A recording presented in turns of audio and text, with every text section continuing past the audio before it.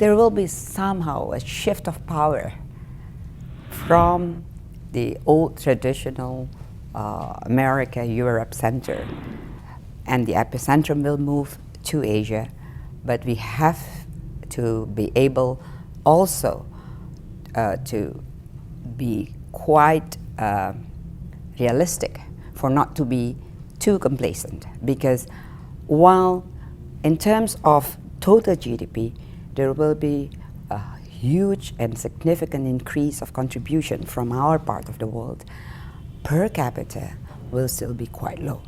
And that is very important for us to be able to deliver more than 6 to 7% for Indonesia, and for China and India to go back to 10% growth, so that we can lift up the income per capita and the welfare of the population. How important will American and European recovery be for Indonesia? Well, it's quite important, because you can't really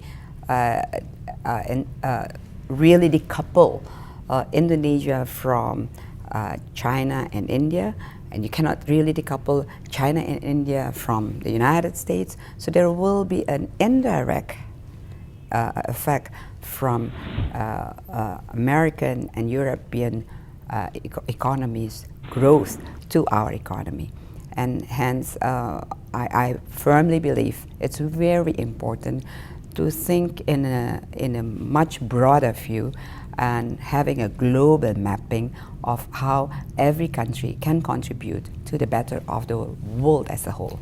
And if I want to think of Indonesia's external financial relations, business relations, give me the ranking of the top partners that are important to Indonesia. Japan? Japan, as always, is very important. Is it number one?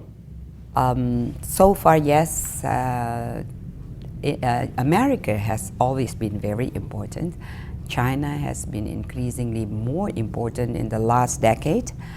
And even within ASEAN, trade is quite significant to the Indonesian economy now.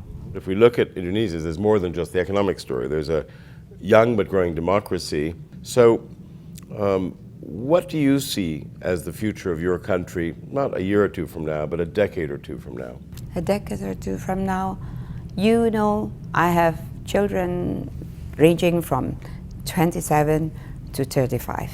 They are already very democratic in their way of thinking, and I think sooner or later, not even 2 decades down the road, I think 1 decade down the road, you will see a different Indonesia.